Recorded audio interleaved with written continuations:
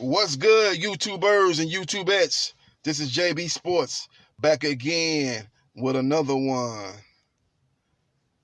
Got news that in boxing, man, that Canelo Alvarez and Jaime Mungia are now negotiating a fight for September 14th.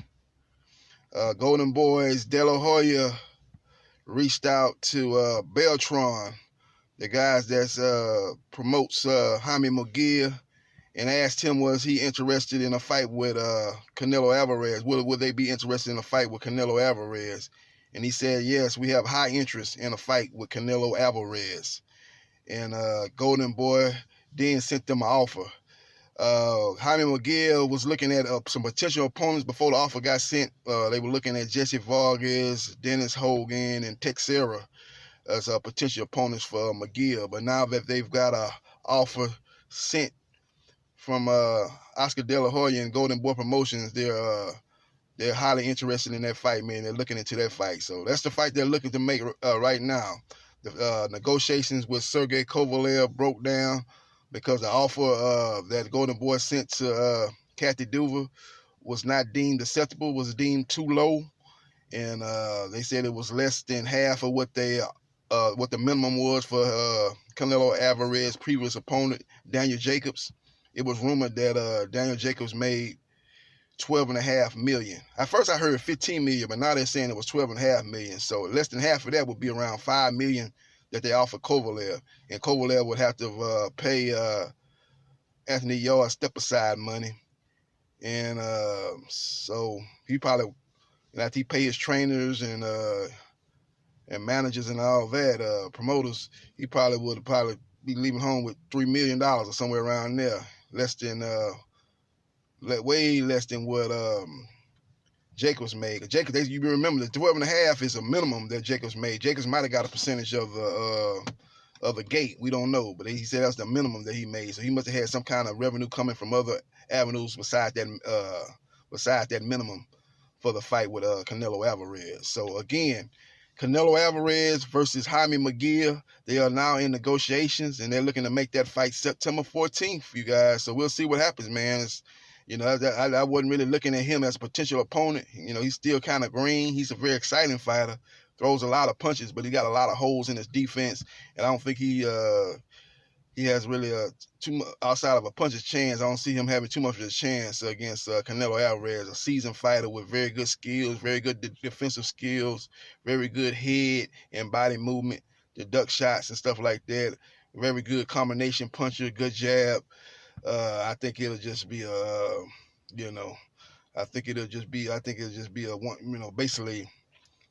basically a dominating fight by Canelo. I was gonna say one-sided. I don't know if it'll be that one. I don't say one-sided means just like a no competition beat down.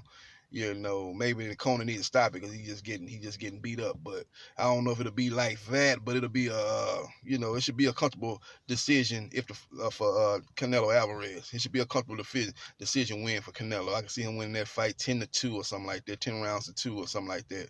Jaime Mungia has a pretty strong chin. He ain't shown that he's has a weak chin.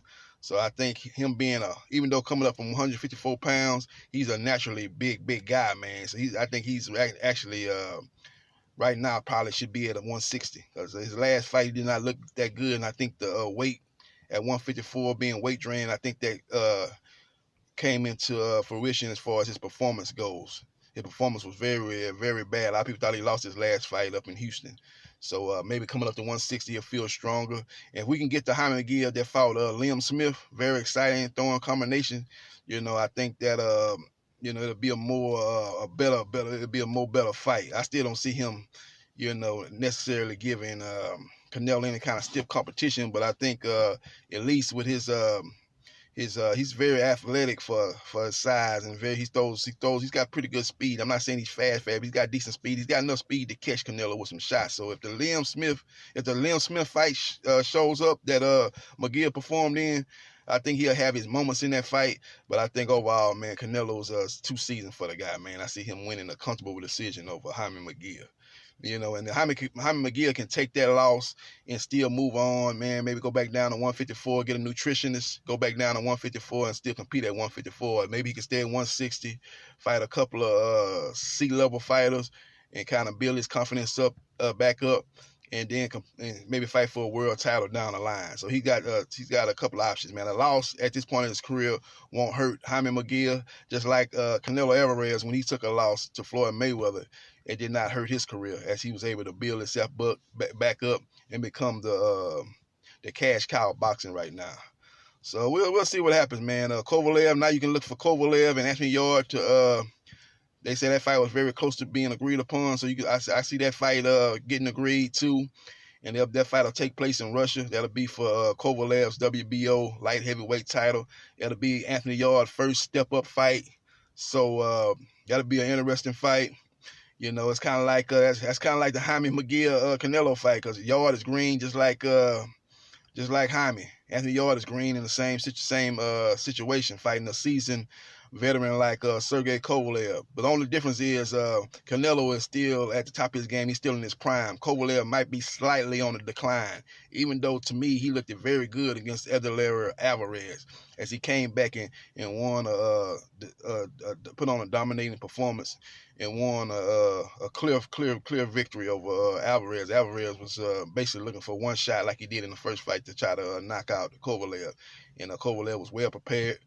I thought it was a great move bringing in Buddy McGirt, one of the best trainers in boxing, and I think he's basically revived, I think, Kovalev's career. So I'm looking for Kovalev to win that fight and win that fight comfortably. Maybe late stoppage over Yarde, because Yarde is going to be in deep water. He, like I said, it's a first step-up fight. I don't think he has had any fight in his previous fights to get him ready for a fighter of the caliber of a Sergey Kovalev.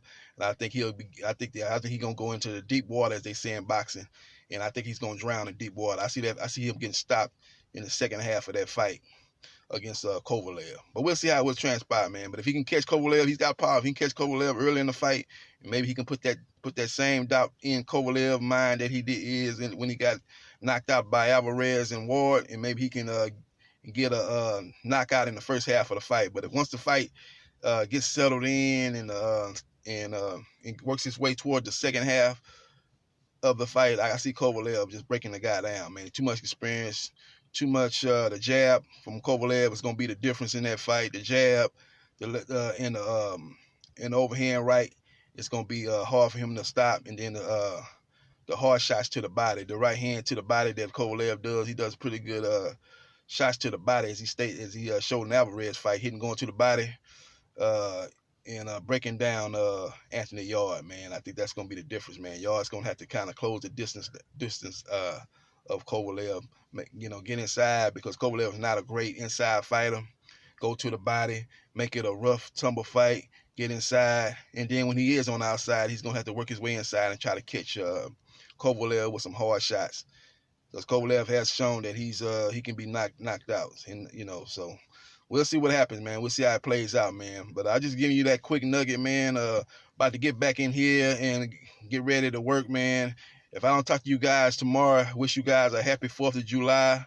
Have fun with the fireworks or whatever you're gonna do. Barbecue, drink, have a few drinks, but don't drink and drive. Just have a good time with your friends and family, man. Just wishing all you guys a happy 4th.